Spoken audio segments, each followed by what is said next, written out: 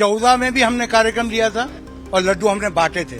19 में भी लिया, हमने लड्डू बांटे, और इस बार 24 में तो 10 साल की मोदी जी की डिलीवरी है। लोगों का जिस तरह से जन समर्थन है सारे हिंदुस्तान में, कल हमको पता है कि कल मोदी जी बहुत प्रचंड जीत लेकर आने वाले हैं। आने वाले 4 जून को लोकसभा चुनाव में हुए जो इलेक्शंस हुए थे उनके रिजल्ट्स आने वाले हैं, और उसी दौरान बीजेपी के कुछ नेता है जो एंटिसिपेट कर रहे हैं कि ये आने वाली जो मोदी सरकार है वो तीसरी बार चुनाव जीतकर आएंगे, और उसी के दौरान उसको उस सेलिब्रेशन के लिए 10,000 बूंदी के लड्डू बनवाए जा रहे हैं। हम बात करेंगे अतुल शाह जी जो एक बीजेपी के नेता है, और उन्होंने इतना बड़ा ऑर्डर दिया है बांटने के लिए। सर, पहले तो समझना चाहेंगे कि ये आज का जो आपने कार्यक्रम रखा है वो एग्जैक्टली क्या है, और इसके आप क्या कहना चाहते हैं? ये हमने तीसरी बार कार्यक्रम लिया है। 14 में भी हमने कार्यक्रम लिया था और लड्डू हमने बांटे थे। 19 में भी लिया, हमने लड्डू बांटे, और इस बार 24 में तो 10 साल की मोदी जी की डिलीवरी है।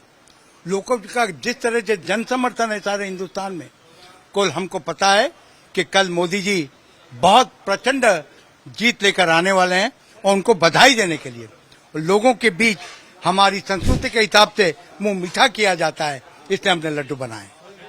सर, आपसे समझना चाहेंगे कि तकरीबन 10,000 आपने कहा, ये कहाँ कहाँ एरिया में कौन से बांटे जाएंगे और किन किन को दिए जाएंगे? हमारे प्रदेश कार्यालय नरीमन पॉइंट पर ही इसका बहुत बड़ा वितरण होगा।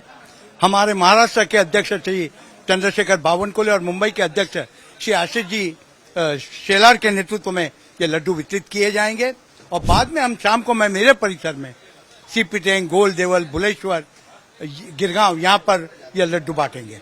सर, अब कितना कॉन्फिडेंट है कि कल जब रिजल्ट्स आएंगे, निकास आएगा, तब बीजेपी बहुमत के साथ जीत कर आएगी और आंकड़े होंगे उनके पास? मैं यही कह रहा हूँ कि 14 में भी हम कॉन्फिडेंट थे, 19 में भी थे, और 24 में भी हम कॉन्फिडेंट, इसलिए तो ये तैयारी है। और ये गणेश भंडार, ये हमारे लिए बहुत लकी है। ये नो प्रॉफिट नो लॉस का ऑर्गेनाइजेशन है। प्योर गाय के घी के लड्डू बनते हैं, उसलिए हम ये बांट रहे हैं। और प्रभु राम के आशीर्वाद के बिगड़ तो कुछ होता ही नहीं है, और गणेश जी का और राम का जब आशीर्वाद हो, मोदी जी प्रचंड बहुमत से जीत के आएंगे। सर, यहाँ पर देखने मिल रहा है कि बूंदी के लड्डू के पीछे तरह तरह के कटआउट्स भी लगे हैं। अयोध्या राम मंदिर के हो या श्री राम के हो, बालाजी के हो, मोदी जी का तो अलग से सर आपने प्रिंटिंग करवाया है और कस्टमाइज बॉक्सेस बनाए, क्या कहना चाहिए? इसका कारण है कि हमने आज तक तो डब्बे नहीं बनाए थे। हमको लगा कि ये हाइजेनिक होता है, और लड्डू देके लड्डू कोई आधा खाए, एक खाए, अपने आप ले सकता है, और साथ में हम मोदी जी को जो बधाई दी है वो उस पर संदेश है, अब की बार मोदी सरकार, तीसरी बार मोदी सरकार।